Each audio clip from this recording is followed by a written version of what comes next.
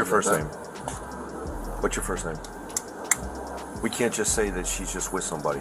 We have a duty to make sure that she's with the right people. I just said somebody in there, y'all cannot walk into my house. In a sport defined by strength, pride, and pain, silence often speaks louder than any punch.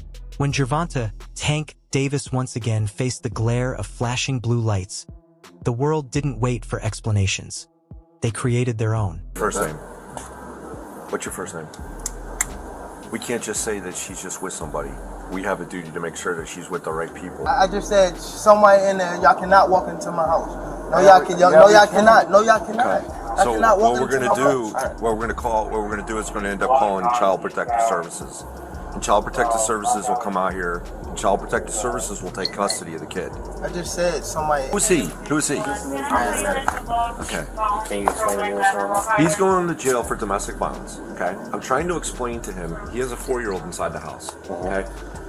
We have to make sure that 4-year-old is with someone that can be trusted, that he's okay with, and that we're okay with. You know what I mean? Can you give me the basis of the arrest? Domestic violence. Okay. On what premise? He struck her. Okay. What proof do you have of that? We have, because y'all see he has a gas in his face. He struck. Listen. Go ahead. We had domestic. Camera flashes, sirens wail, and social media erupts into chaos. Yet amidst all the noise, one voice, the voice that had always stood by him, remained silent. Leonard Elsey, the man behind Tank's rise, the businessman who helped shape him, the mentor who once said, "We move as one." Davis has allegedly been arrested. It's not really even allegedly because you guys see it on the screen. Here's the arrest number on the docket. It says the date is 12/27. It's on the Instagram. Make sure you guys follow me at BoxingEagle1. Some people were saying this was an old case, but you guys can see from the arrest date that this is a fresh date, days after Christmas, right? Right? The headlines landed like a crushing left hook. Gervonta Davis arrested. Again. No matter how many belts he's won, no matter the millions in his bank account, the shadows outside the ring have always followed him. Within minutes, boxing Twitter erupted. Fans, critics, old rivals, everyone had something to say except the one person who knew him best. It says battery caused bodily harm or intended to cause bodily harm. It's a DV case. You guys see that right there. DV, boom, boom, boom. Bond amount is 0, not set, pending trial, the statute, and that's basically it. This is the shot of Tank. Listen, innocent until proven guilty. I don't know what transpired. I don't know any of the details. This is the information that is available to us as of this recording. Leonard Elsey, CEO of Mayweather Promotions and the architect of Gervonta's career, remained silent in a sport that thrives on headlines. Silence in this world becomes its own story. People started asking, where's Leonard? 4 years, wherever Gervonta went, Leonard was there. Press conferences, fight corners, business deals, they moved as one. Some confusion. Is Tank a Mayweather Promotions fighter still? Is he not? What is his his involvement with Mayweather Promotions, or is it just all still PBC, Al Heyman? Yeah, Tank is not signed to Mayweather Promotions. Okay.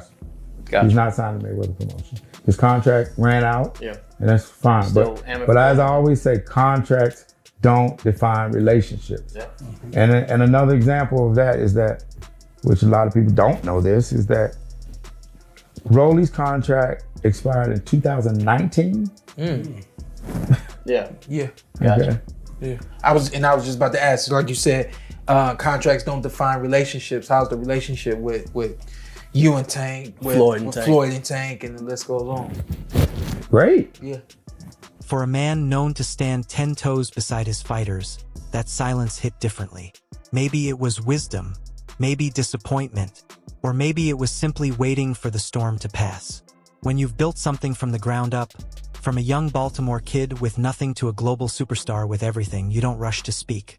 You observe, you calculate, and you act when it truly matters. Was there any talks at all with Team Haney after both of their last fights in April and May? You know, just because after both of their fights, their schedules were cleared and they're the two top lightweights. And as I would say, some of those fights aren't ready at the moment. That's the best way to put it. Some of those. One of my favorite sayings that he says is there are levels to this game, and lo and behold, here we are at the MGM Grand Garden Arena yet again. Ladies and gentlemen, please welcome the esteemed Mr. Leonard Ellerbe.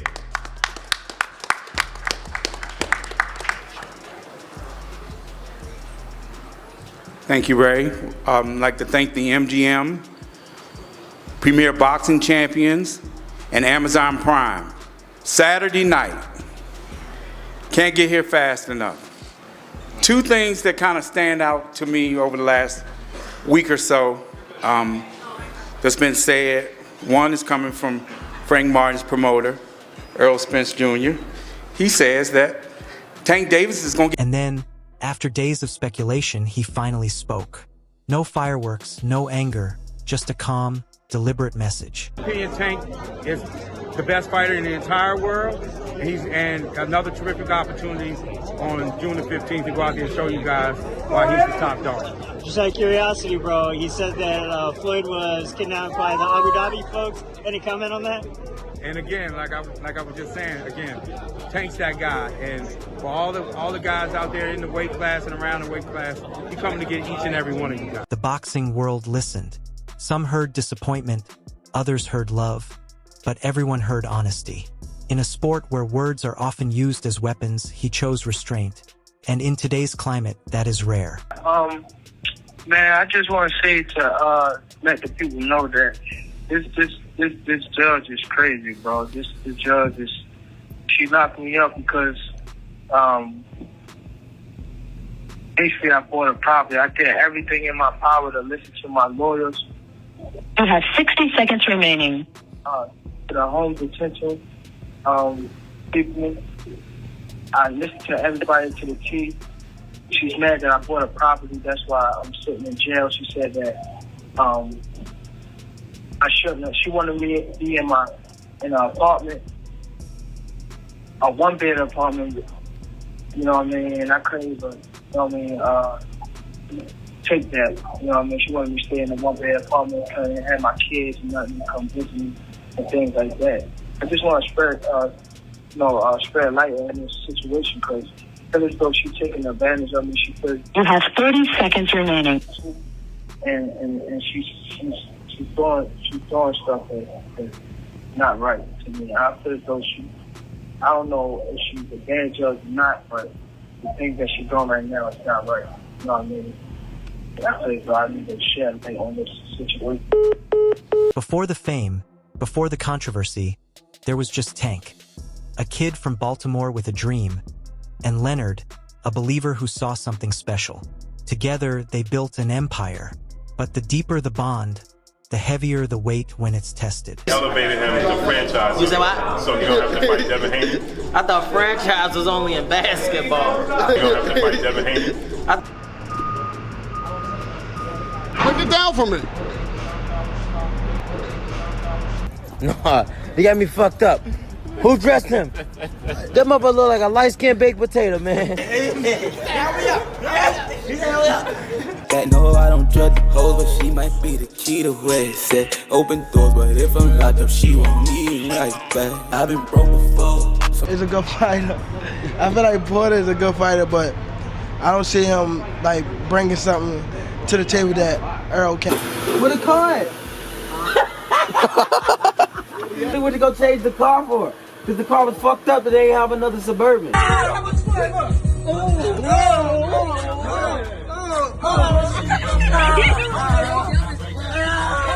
Leonard has always walked the line between mentor and manager, between loyalty and business. In the fight game, those lines blur quickly. For him, it looked like patience. It looked like silence.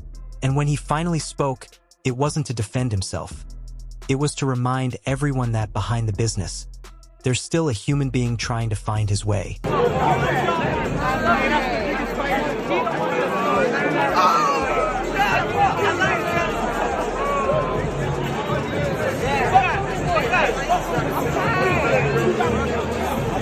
With Elba's statement, the story shifted. The media moved from judgment to analysis. Podcasts debated his tone. Analysts called it strategic. Fans called it too late. But beneath it all, Everyone knew there was more behind those words. Go again. That's why I don't do interviews anymore, because they always take my word and misconstrue it. You know what I'm saying? When we was talking about individuals, we wasn't talking about nobody specific, and we wasn't talking about Tank. Tank is my baby. Tank, Kenny said, out of 100, 2 of them love you. That's one of them that do love you. You know what I'm saying? It ain't nothing I don't want.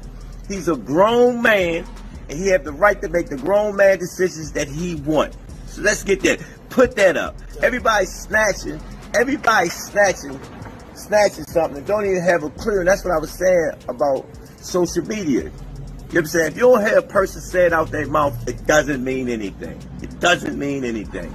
I love all my fighters, but I'm just trying to tell them that I'm not getting younger. I'm getting older. I'm getting to a point in my life that it's just getting on my nerves that they don't appreciate the work that we are putting in.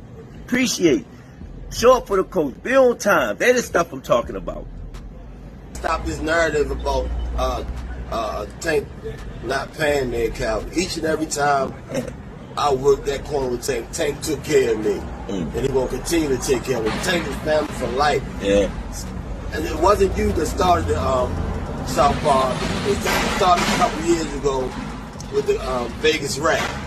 But in Baltimore, we don't count other men's pockets. I don't give he's a billionaire. I'm not counting his pockets.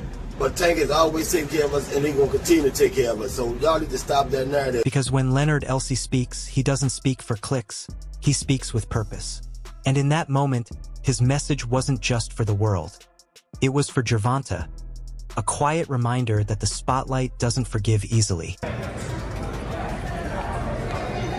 Boxing legend Leonard Allaby got fans out here.